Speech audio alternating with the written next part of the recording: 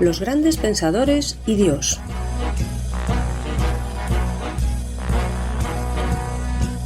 ¿Qué pensaban acerca de Dios las grandes mentes que nos han legado su saber? ¿Su opinión acerca de Dios condicionó su vida? Los grandes pensadores y Dios es una serie de entrevistas con el profesor Javier Álvarez Ballesteros, doctor en filosofía, catedrático de bachillerato y profesor en la Facultad de Teología Evangélica.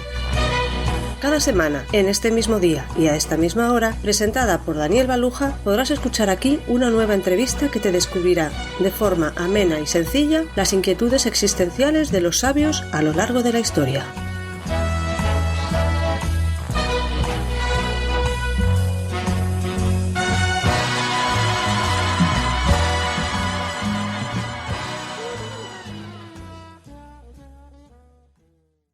Un personaje nacido a comienzos del siglo II llama hoy nuestra atención porque pasó a la historia como uno de los primeros defensores de la fe cristiana en clave filosófica y también como mártir. Se trata de Justino Mártir. Preguntamos por él a nuestro catedrático de filosofía. El entorno cultural de Justino Mártir. Pues Justino Mártir va a vivir en la época del Imperio Romano, en la que está triunfando el paganismo, la idolatría, la superstición, eso por un lado.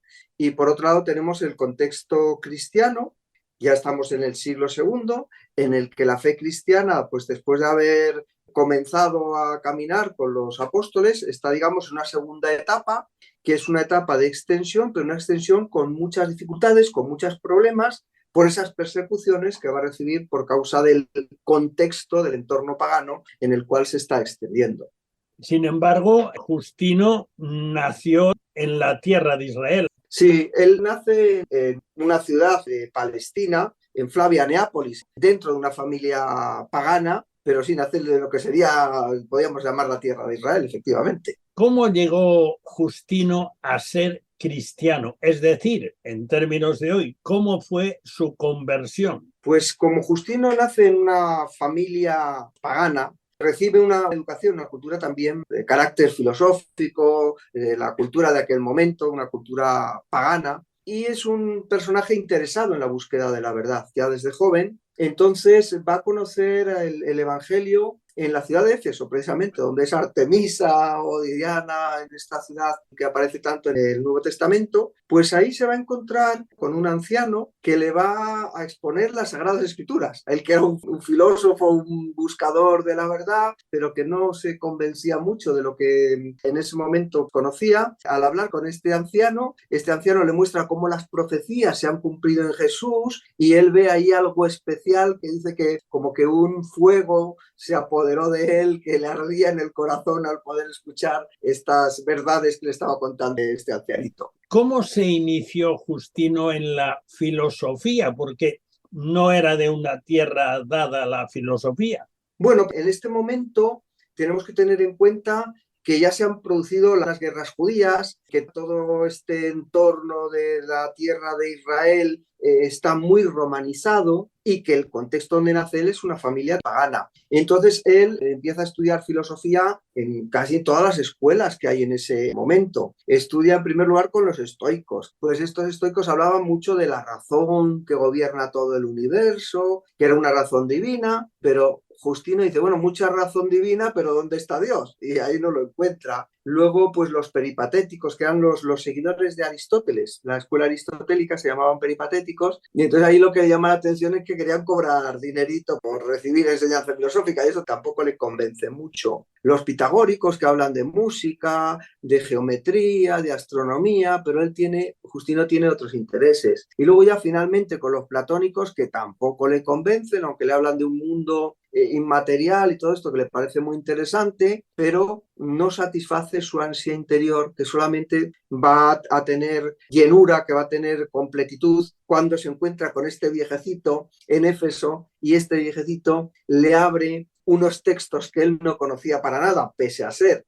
de esta tierra samaritana. Él no conocía las Sagradas Escrituras y esto le causa un asombro, una maravilla que le va a convencer ya de por vida. O sea que en realidad está buscando la filosofía cristiana. Efectivamente, lo que está buscando Justino es una verdad, como hacen y harán tantos hombres a lo largo de la historia, es una verdad que le llene la vida. No le sirve una verdad teórica, que para eso ya ha visto las escuelas de estoicos, epicúreos, etcétera, y eso no le llena. Él está buscando una verdad que solamente la va a poder encontrar en el cristianismo, en ese que dice yo soy el camino, la verdad, pero también la vida. Entonces, este hombre tan notable, porque ha pasado a la historia, en realidad hermanó, por un lado, su cristianismo, su seguimiento inicial de Jesucristo, con su búsqueda del saber y de la verdad. Por decirlo así, entiendo yo, fue una especie de cristiano científico. Claro, él tiene una formación puramente filosófica. Es decir, él conoce la filosofía como cualquier filósofo de su momento, como un pensador avanzado, es decir, no un amateur o alguien que tiene cierta culturilla, sino como un intelectual, una persona bien formada en la filosofía de su época. Y de hecho, y esto a mí me parece interesante, incluso después de su conversión al cristianismo, él sigue ejerciendo la filosofía, porque él cree que la filosofía es una excelente herramienta para la defensa de la verdad cristiana. Y después de Éfeso, pues veremos que va a regresar a Roma, donde sufrirá incluso el martirio por defender su fe. Pero ahí en Roma crea una escuela de filosofía, claro, ya no va a ser la filosofía pagana, una escuela de filosofía cristiana, que es una cosa que quizá ahora en nuestro tiempo puede sonar incluso un poco extraño, pero que a lo mejor la idea de Justino no estaba tan mal pensada. Unir el pensamiento racional y la cultura más avanzada del momento en el que está viviendo con la fe cristiana que él sabe por convencimiento interno, personal y propio, que es la auténtica verdad y la sabiduría que todos los hombres buscan. Una pregunta que para ti seguramente ya te has encontrado con ella muchas veces. ¿Por qué hay esta idea de que no se puede asociar la búsqueda de la verdad, digamos filosóficamente, con el cristianismo, como si fuera algo incompatible? ¿Por qué hay esta idea? Si es por parte del creyente, porque esta idea puede estar en las personas no creyentes, porque dicen, bueno, el cristianismo no tiene solidez intelectual suficiente. Bueno, pues el que piensa de esa manera seguramente es que no conoce el cristianismo lo suficiente. Pero también a veces dentro del propio cristianismo, dentro de los propios creyentes, pues hay quien rechaza el razonar, rechaza el pensamiento y no es capaz de abrirse a la posibilidad de razonar sobre la fe. Por cierto, esta postura también se daba en los cristianos del siglo II después de Cristo. Había padres apologistas, las dos palabras valdrían, que eran partidarios de conciliar el pensamiento con la fe, pero había también en el lado opuesto, la postura contraria, que sostenía que la fe y el cristianismo no eran compatibles. ¿Por qué? Pues una de dos, o porque no se sentían capacitados para defender intelectualmente la fe, o porque pensaban que la fe cristiana no era lo suficientemente fuerte como para resistir los embates, las críticas que les podían presentar los filósofos paganos. Entonces era como una especie de gueto, de refugio donde uno se cerraba, decía, a mí que no me hablen, a mí que no me toquen lo mío, y por tanto yo no voy a entrar en debate con estas posturas que no son cristianas. Había un filósofo que se llamaba Tertuliano que decía, ¿qué tiene que ver Atenas, que representaba la filosofía, con Jerusalén, que representa precisamente la fe cristiana? Por cierto, y no nos salimos de ahí, pero corremos 20 siglos para adelante casi, porque en el siglo pasado un personaje que tuvo muchísima influencia en el ámbito evangélico, que fue Francis Schaeffer. Este hombre fue alguien que anduvo por esa senda de Justino uniendo la filosofía con la fe cristiana. Pues Francis Schaeffer es un personaje fantástico y es una pena que hoy no se hable tanto de él como creo que merecería por el esfuerzo tan grande que realizó este hombre justamente de esto, en la misma línea de Justino. Él intentó establecer un diálogo entre la fe cristiana y el estado cultural, social, de pensamiento del mundo en el cual Francis Schaeffer vivió. y yo creo que incluso muchas cosas de la obra de Schaeffer, y por favor te pido que le dediquemos un programa a este gran pensador cristiano, gran parte de su producción fue, a mi modo de ver, de carácter profético, porque en la obra de Schaeffer él describía cómo era el mundo de su tiempo, pero estaba anunciando cuáles eran o cuáles iban a ser las consecuencias precisamente de esa situación en la que el mundo contemporáneo, el mundo en el que él estaba viviendo, estaba atravesando. Volvemos al siglo segundo, pero no nos separamos de eso, porque ¿por qué se planteó Justino Mártir defender el cristianismo desde la filosofía? ¿Cómo lo llevó a cabo? Pues yo creo que, en primer lugar, una cosa curiosa que pasaba en este momento es que los cristianos eran perseguidos por las autoridades romanas, eran perseguidos por los filósofos o criticados por los intelectuales paganos de ese momento, y también por el vulgo, por un vulgo que era muy supersticioso. Entonces pasaba algo malo, pues ¿quién tiene la culpa? Por los cristianos, porque son asociales, porque son incluso ateos, se les denominaba. Y lo que hace Justino es decir, bueno, pues hasta aquí hemos llegado. Voy a intentar entablar un diálogo dando razones tanto a las autoridades como al vulgo, como a los filósofos e intelectuales de la época, de por qué el cristianismo no es una cosa tan terrible y que llamarse cristiano no es en sí mismo un delito. Por tanto, hay que aclarar qué es lo que creemos los cristianos para que no se nos persiga, no se nos ataque, justamente por ignorancia, por desconocer qué es lo que es realmente la fe cristiana. Entonces, la apologética que hace Justino es ni más ni menos que una aclaración, que una defensa, que una explicación, a veces muy sencilla, otras veces un poquito más profunda, de lo que los cristianos hacen, de lo que los cristianos creen y de lo que los cristianos se proponen.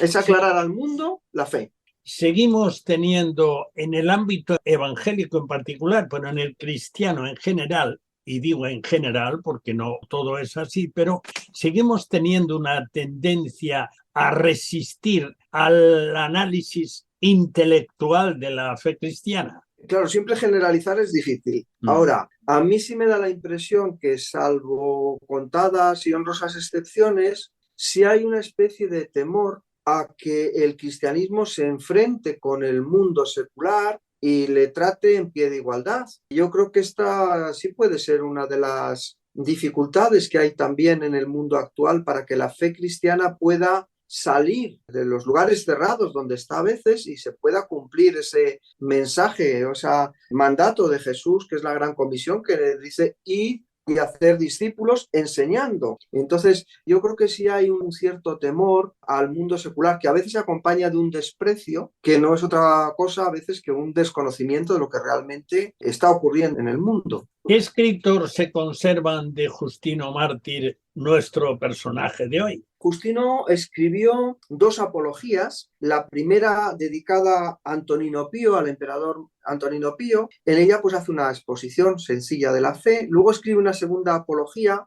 a Marco Aurelio, que era el emperador de ese momento, un emperador muy interesante, porque es un emperador que a la vez es filósofo. Y siendo filósofo, además un filósofo estoico relevante, pese a ese manto de filósofo, persiguió a los cristianos y de hecho Justino Mártir sufre el martirio en Roma en el año 165, siendo emperador precisamente Marco Aurelio. Esta segunda apología en realidad es una continuación de la primera, es seguir dando razones por las que la fe cristiana no es incompatible con el pensamiento y con la razón, sino todo lo contrario. Y luego escribe también una obra muy interesante, El diálogo con el judío Trifón, que es ahí donde nos cuenta su trayectoria intelectual, esa biografía que al final le lleva a conocer a este viejecito que le habla del Evangelio. ¿Cuáles eran las ideas clave de Justino en su defensa de la fe cristiana? Bueno, pues él arranca de un versículo que está al comienzo del Evangelio de Juan, que dice: aquella luz verdadera que alumbra a todo hombre venía a este mundo.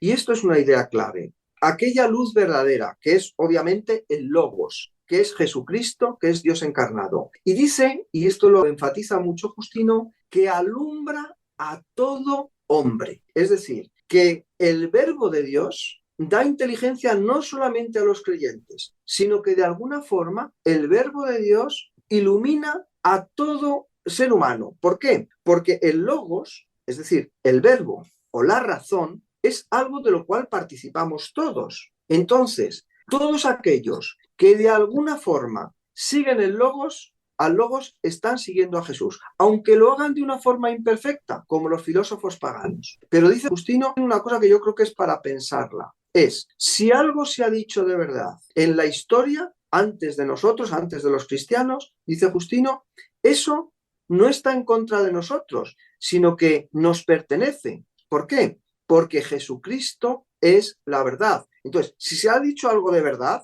la haya dicho que le haya dicho, esta verdad nos pertenece. No hay una incompatibilidad entre la filosofía y la verdadera fe. Además, la verdadera filosofía, porque él distingue entre el uso correcto de la razón y también un uso malintencionado, unas filosofías que no son auténticas. Incluso profundiza un poco más diciendo que hay interés por parte de los demonios para engañar al ser humano en el uso de su razón. Pero he aquí que la verdad, ese logos que alumbra a todo hombre, pues ahora se ha manifestado de una manera plena, de una manera completa, porque ese logos se ha encarnado y ha venido a este mundo y ha iluminado a todo ser humano que quiera conocerle de una manera plena, como antes, nunca antes en la historia había pasado. ¿Puede asociarse el hecho al que se refiere Justino Mártir, de alguna manera, de la revelación del Logos a todo ser humano en su tiempo preencarnado, es decir, antes de venir a este mundo? ¿Puede asociarse con la conciencia que evidentemente todo ser humano tiene de Dios? Claro, es que Dios ha puesto en todo ser humano esa chispa divina de razón, de racionalidad. Entonces, el ser humano tiene una especie de iluminación interior que procede del Verbo de Dios, que procede de Dios, que le enseña algo acerca de su creador. Entonces, bien utilizada la razón, pues nos va a conducir a un Sócrates, a un Platón, a un Aristóteles, en la parte que Sócrates, Platón y Aristóteles acertaron al decir cosas, pues digamos que son de sentido común, que son racionales y que están expresando verdades cuyo autor, cuyo fundamento está precisamente en Dios. Otra cosa es que ellos conocieran, obviamente no, que conocieran al Dios de Israel. Incluso Justino llega a decir en un momento que estos filósofos aprendieron del Antiguo Testamento, que tuvieron algún conocimiento del Antiguo Testamento. ¿Qué propósito tenía Justino al presentar su defensa de la fe, su apología, ante las autoridades, ante dos emperadores y ante el Senado romano? ¿Qué propósito tenía? El propósito inmediato parece obvio, defender al cristianismo. Pero yo creo que en la obra de Justino, en las apologías, hay una cosa todavía más bonita, y es que, a ver, Justino, que era pagano, ha descubierto una verdad, o sea, que era como sus emperadores y como la gente de su tiempo no cristiana. Él ha descubierto una verdad que ha llenado su vida, una verdad que él sabe que es la verdad que completa todo eso que los filósofos no han llegado nada más que a intuir de una forma oscura. Esta verdad que todos buscan se ha manifestado. Entonces dice, en un momento dice Justino, yo quisiera que todo el mundo se convirtiera, o sea, que todo el mundo tuviese esta fe, este conocimiento de la verdad tan vivo y tan vital que yo tengo. Entonces, al escribir a los emperadores, no solamente está diciendo, bueno, no nos ataquéis, porque los cristianos no somos mala gente, no, es que, en mi opinión, es como que les está diciendo, oye, es que yo también quiero que vosotros, que Antonino, Pío, Marco Aurelio, que conozcáis a este señor, porque este es el que os da poder también y autoridad. Él es el fundamento de todas las cosas, también el fundamento de vuestra vida. Podemos, desde el paso del tiempo y teniendo delante sus escritos, en particular esas apologías y ese diálogo, podemos hablar con fundamento de una teología de Justino Mártir. Yo creo que sí, o por lo menos que se están poniendo los fundamentos de una teología. Y obviamente en las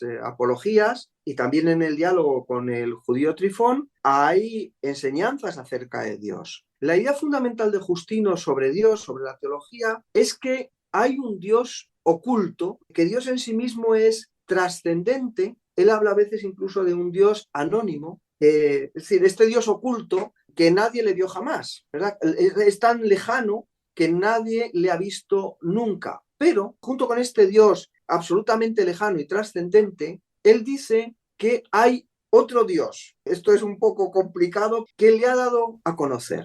Es decir, Dios oculto se ha manifestado a través del Verbo. Dios ha hablado a los hombres y ha hablado a los hombres siempre a través de una manifestación de sí mismo, que es el Verbo. Es el Verbo de Dios, el Hijo de Dios, el que habló en el Antiguo Testamento a los profetas. Y es también este Dios el que de alguna forma un tanto oscura iluminó a los filósofos también paganos. Y es este mismo Verbo de Dios, que a veces Justino lo llama otro Dios, sin entrar en el problema de la divinidad de Jesús, ¿eh? Y este Dios, que es el Verbo de Dios, es el que se ha hecho carne y se ha manifestado de una forma plena en el Nuevo Testamento. Entonces ahí hay una teología incipiente, una teología que luego con los siglos tendrá también que pulirse y perfeccionarse bastante. ¿Qué influencia quedó para la historia de este cristiano tan heroico? Pues creo que se puede resumir en dos cosas, quizá más, pero a mí se me ocurren dos. Una, el esfuerzo racional que hizo Justino para pensar la fe. Es decir, para intentar explicar las creencias cristianas a personas que no las conocían en absoluto, sino que incluso eran rivales. Y desde este punto de vista, yo creo que ahí en ese esfuerzo de ordenar y reflexionar sobre la fe están las bases de una teología sistemática, lo que me preguntabas en la pregunta anterior. Y luego creo también que en Justino hay, por supuesto, una influencia en todo lo que es una apologética cristiana, es decir, en tratar de demostrar que la fe cristiana no es solamente relevante para las personas que creen, que en aquel tiempo para los judíos, no, es que la fe cristiana es relevante para todo el mundo, que todo el mundo tiene que conocer ese mensaje tan absolutamente maravilloso que es que el Verbo de Dios, la razón de Dios, Dios mismo se ha manifestado a los hombres. ¿Es lo mismo decir defensa de la fe que decir apologética? ¿Eso es bíblico? Sí, en términos generales sí. Es decir, la palabra apologética significa defensa de la fe. Ahora, la palabra griega es más precisa que esa definición general de defensa de la fe, porque uno puede defender la fe pegándose de tortas con los demás, y esto no es lo que significa la palabra apología, de donde deriva la palabra apologética. La palabra apología significa dar razón de algo, dar razón, y es la manera de defender la fe. Y me pregunta si es bíblico, pues Primera de Pedro, el capítulo 3, versículo 15, dice: santificad a Dios el Señor en vuestros corazones y estad siempre preparados para presentar defensa. Y aquí utiliza la palabra apología, sí, para dar razón, sería una traducción más literal, para presentar defensa con mansedumbre y reverencia ante todo aquel que os demande razón de la esperanza que hay en vosotros. Tengo la impresión, y esto es algo que, bueno, ya lo hemos mencionado antes en este mismo tiempo de entrevista, pero tengo la impresión que muchas veces estamos tentados, y ocurre con frecuencia, que lanzamos versículos como si fueran piedras a los que queremos convencer, pero no utilizamos argumentos ordenados, pensados, digamos, no utilizamos apologética. Qué observación más buena. Esto es para estar hablando horas sobre esto. Fíjate, el versículo este que hemos leído dice: estad preparados para dar defensa. Y estar preparados significa conocer. Entonces, yo una pregunta que me hago es: ¿cómo podemos estar hoy día preparados para defender la fe si de entrada casi en muchos lugares ni la conocemos? Es decir, en lo que antes era el pueblo del libro, el pueblo que conocía las escrituras, pues ahora en ciertos lugares se convierte en un analfabetismo bíblico tremendo. Estar preparado significa conocer nuestra fe, conocer lo que creemos y por otro lado también saber cuáles son las preguntas que se está haciendo en nuestro mundo. Entonces, si vivimos, uno, fuera del mundo, alejados del mundo, y por otro lado, si no conocemos la riqueza de nuestra fe, pues malamente vamos a estar preparados para dar defensa. Además dice con mansedumbre y reverencia, que ese es otro aspecto también interesante que en tu pregunta se puede ver. Claro, Justino, fíjate, yo creo que de él podemos aprender su mansedumbre, su amor. Cuando hace una defensa no es tirar piedras contra el vecino, sino justamente querer compartir con el vecino con razones, y con razones muy fundamentadas, algo que ha llenado su vida de una forma vital y una forma personal. ¿Se te ocurre en este momento algún libro que nos pudiera acercar a esa forma de pensar y de actuar que tuvo Justino Mártir? Pues yo creo que se puede leer las propias obras de Justino. Son unas obras muy bonitas y leer, por ejemplo, la primera Apología, yo creo que es una cosa muy, muy recomendable y también muy asequible. Estas obras están incluso en internet y son, en fin, se pueden leer con facilidad. Tengo una pregunta más, que nos venimos de nuevo al siglo XXI, porque ya estamos en pleno siglo XXI, en la generación digital. Y pregunto, ¿ha cambiado mucho la defensa filosófica de la fe desde los tiempos de Justino Mártir? Yo creo que los problemas en el fondo siguen siendo los mismos.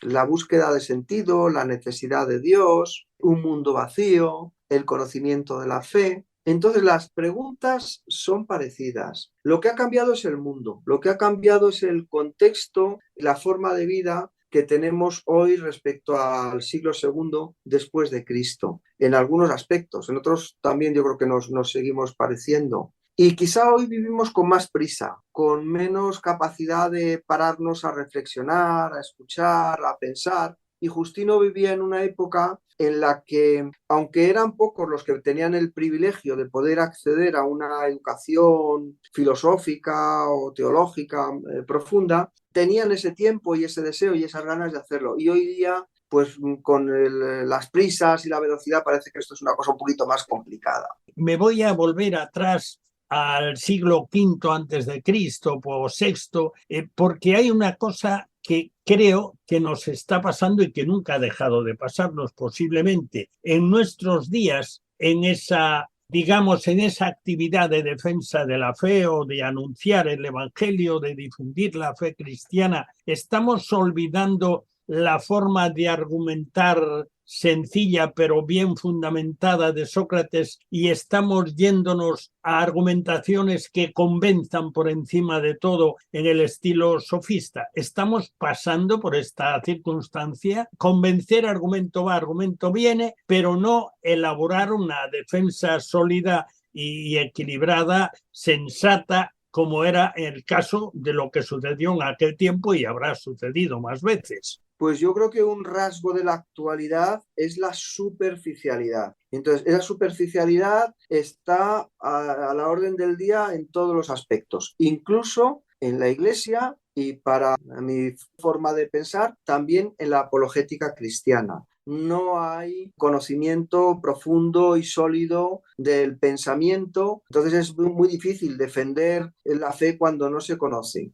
Lo que veíamos antes, no se conoce ni la fe ni el estado de cosas del mundo. Entonces esto ya complica las cosas. Y entonces, como no hay profundidad, yo creo que no hay argumentos ya, perdón, ni siquiera sofistas. Lo que hay es una manipulación o manejo de las emociones. La transmisión de los mensajes es normalmente pues de mensajes muy sencillos, muy superficiales, pero revestidos de una carga emocional transida por la música o por algún tipo de imágenes que también se utiliza mucho. En fin, mensajes cortos, emocionalmente dirigidos, pero argumentación yo creo que brilla por su ausencia. Vamos a terminar ahí. Los grandes pensadores y Dios se despide hasta la próxima semana, el mismo día y a la misma hora, cuando podrás escuchar aquí una nueva e interesante entrevista con Javier Álvarez Ballesteros, que nos acercará una vez más a las biografías íntimas de figuras destacadas de la historia.